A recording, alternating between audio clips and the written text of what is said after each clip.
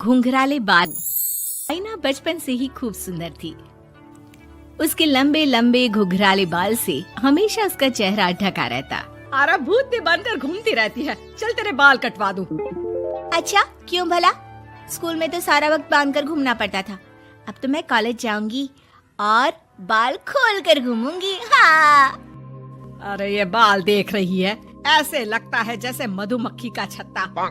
खैर, घने घने घुंघराले बालों से राइना सुंदर तो लगती, लेकिन उसे संभालना उसके लिए बड़ा काम था।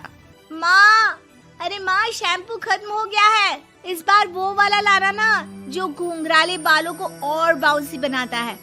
माँ ले आना, हाँ जरूर से। कल मेरा कॉलेज का पहला दिन है, मैं चाहती हूँ सब मुझे देखकर जले। अगले दिन राइना कॉलेज पहुँचती है, जहाँ एक लड़का उसे छेड़ते हुए कहता है, अरे लगता है चाउमीन में सोया सॉस कुछ ज्यादा ही गिर गया। अरे मुझे तो चेहरा दिख ही नहीं रहा। लड़कियां भी राइना का मजाक उड़ाती है। अरे यार, ये कंगना की कॉपी करके कौन आया है? लोकल कंगना और कौन? राइना को सभी पर गुस्सा आता है, लेकिन वो कुछ नहीं कहती। स्कूल में तो बाल बंधे ही रहते थे, लेकिन कॉलेज में राइना एक लड़की से कहती है, हाय, मेरा नाम राइना है, मुझे आर्ट्स डिपार्टमेंट में जाना है। कहाँ से है रास्ता? अपने बाल हटाकर देखो, सामने ही बोर्ड लगा है। राइना को कॉलेज में भी दोस्त बनाने में दिक्कत आ रही थी। वो रोते रोते घर आ जाती है। माँ, मैं क्या करूं? आज तो सारा दिन लोगों ने न जाने क्या क्या बोलकर मेरा मजाक ही बना कर रख दिया। माँ प्लीज कुछ करो ना मेरे बालों का। मैंने तो पहले ही कहा था कटा दे, पर तू।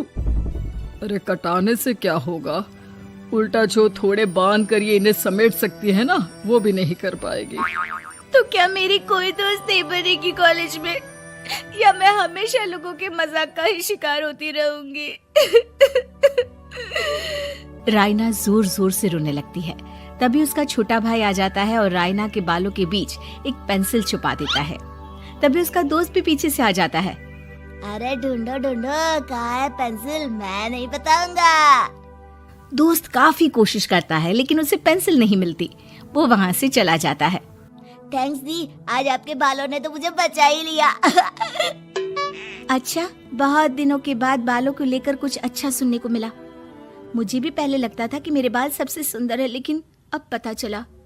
अरे क्या पता चला, क्या हो गया? देख, किसी भी चीज के ना दो पहलू होते हैं। या तो तुम बालों से ही लोगों का मन जीतो, या फिर रोती रहो।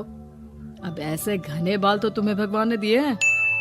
राइना को पिता की बात समझ में आ जाती है।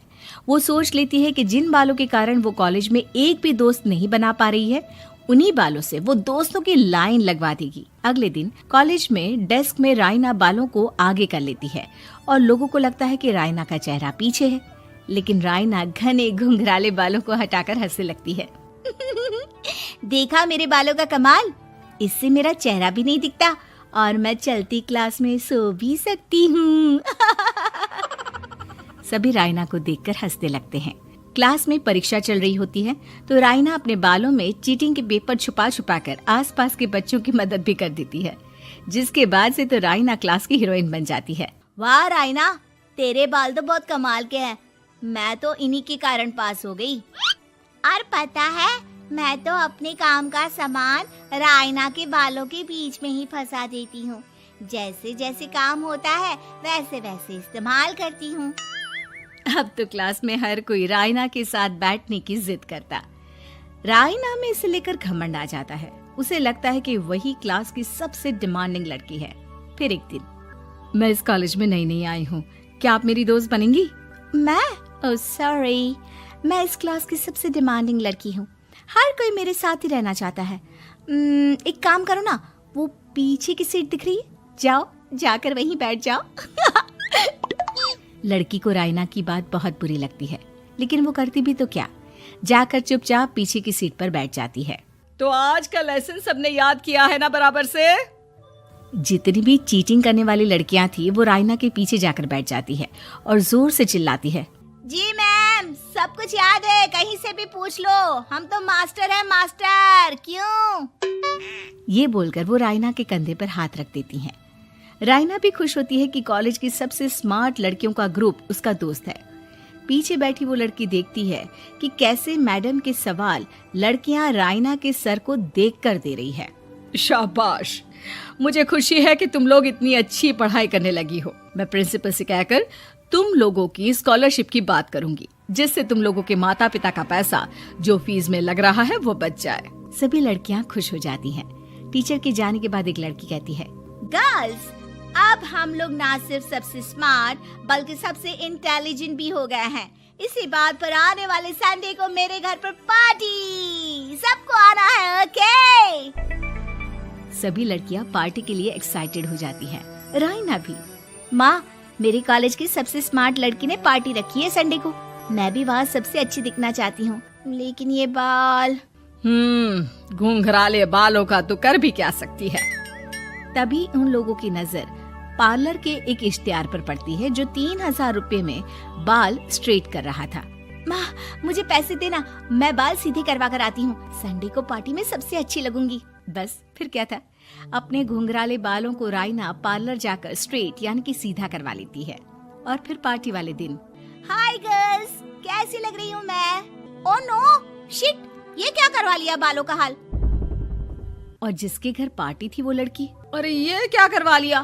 तुम्हें मालूम नहीं है, जिस बालों में चीटिंग रखकर हम लोग टीचर के अगर इम्प्रेशन जमाते थे, उन बालों को तुमने। अरे हमें तो स्कॉलरशिप भी मिलने वाला था, अब तुमने बाल सीधे करवा लिए। अब तुम हम लोगों के लिए किसी काम की नहीं हो।